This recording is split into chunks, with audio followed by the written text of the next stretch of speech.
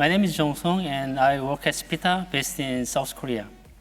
Kafka is widely used for real-time data streaming. However, its reader partition distribution mechanism has a technical defect which affects overall system performance and load balancing. I will explain what this defect is and how we are working to address it. Before we begin, I'd like to mention that English is not my first language, so I appreciate your patience and understanding. First, let's briefly review the basics to ensure everyone is on the same page, where we will highlight why evenly distributing reader partition is crucial for Kafka's performance, and briefly examine how Kafka manages this balancing.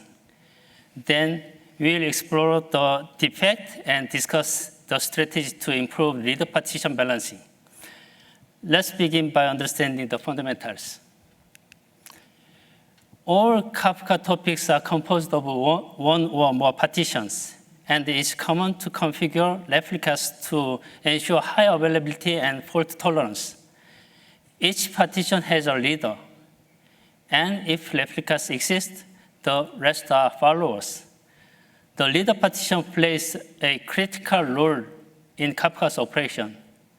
Nearly all read and write operations go through the reader partition, with producers sending messages to it and consumers typically reading from it. Follower partitions replicate messages from the reader to stay up to date. All replicas handle the same number of write operations, but read operations are concentrated on the reader partition. For example, with 3 replicas and 2 consumer groups, the number of read operations can be up to 4 times the number of writes. As a result, the reader partition can handle up to 5 times more activity than its followers. In a Kafka cluster, if too many reader partitions are assigned to a single broker, it can become a hotspot, overloading that broker. Therefore, to distribute the load properly, it's crucial to evenly place reader partitions across multiple brokers. This initial placement of reader partitions occurs when the topic is created.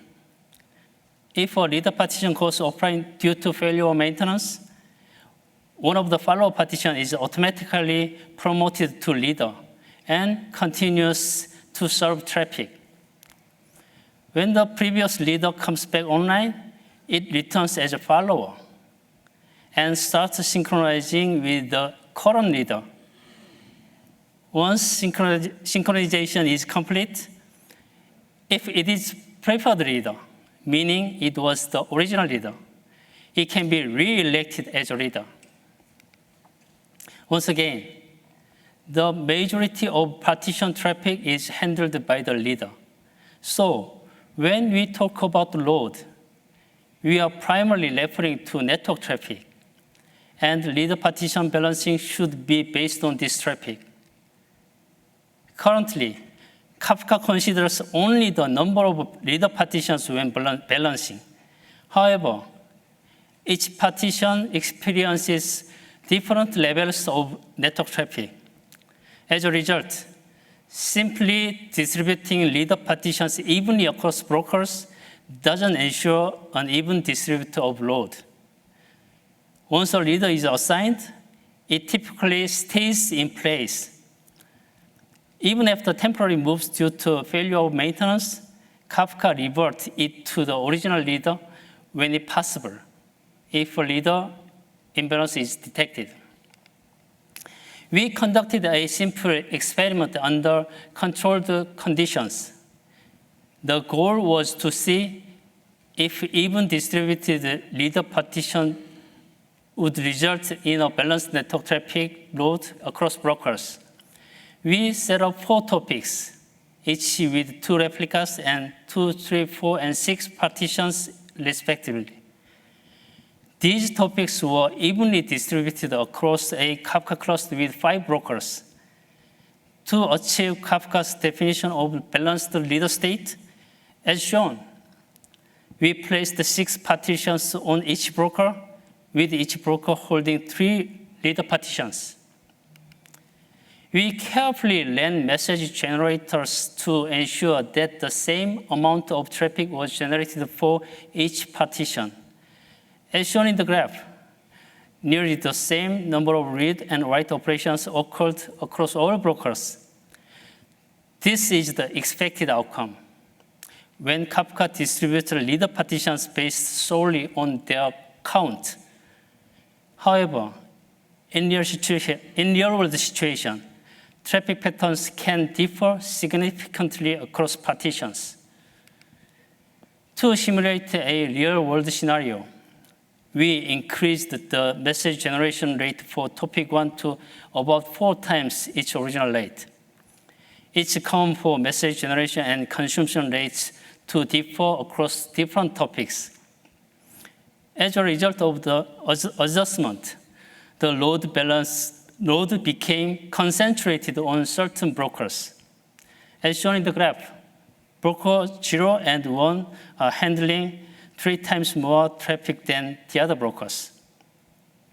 Kafka, by default, checks for the imbalance of reader partition every 5 minutes.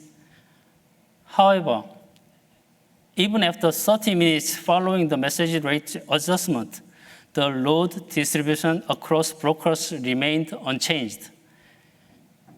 This highlights that simply distributing the number of reader partitions evenly is not enough to effectively balance network load, which is the true indicator of system load. We need a method to assign reader partition based on traffic, not just the number of reader partitions. Kafka already provides various metrics related to network traffic for each topic partition. And by utilizing these metrics, we can monitor the network traffic for each reader partition and reassigning them as needed to ensure load balance across brokers. When reassigning reader partitions, we can use the Kafka reassign partitions script in the CLI or the equivalent API in the admin client. If you are simply swapping the roles of reader and follower, you just need to change the order of brokers in the list where the partition is assigned. By placing the desired broker's ID at the top of the list to designate it as the new reader, Kafka, along with the producers and consumers, will seamlessly handle the transition. Unlike moving a partition to a completely new broker, no additional data replication is required. So this process takes very little time. Here are the results after applying this method. We swapped the roles of reader and follower for 3 partitions. As a result, the network load is now more evenly distributed across each brokers. This clearly demonstrates the effectiveness of assigned reader partition based on traffic. We believe that in large-scale cluster with many topic partitions, this method can have an even greater, more significant impact. Thank you for attending this session. And please visit us at booth 212 in the expo hall. And feel free to check out our message generator on GitHub. And we'd love to hear your comments or questions. Thank you again.